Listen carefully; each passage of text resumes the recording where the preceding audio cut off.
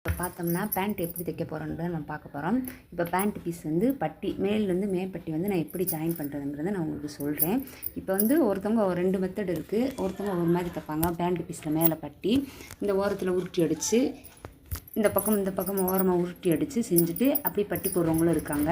இப்போ நான் எப்படி பட்டி போடுறேன்றதை நான் உங்களுக்கு சொல்கிறேன். இப்போ இந்த எனக்குள்ளே டார்க்காக கட்டி விட்டுருப்பாங்க. இப்போ ரெடி வந்து இது 26. இடுப்போட சுற்றளவு வந்து பேண்ட்டோட சுற்றளவு வந்து ரெடி வந்து 26.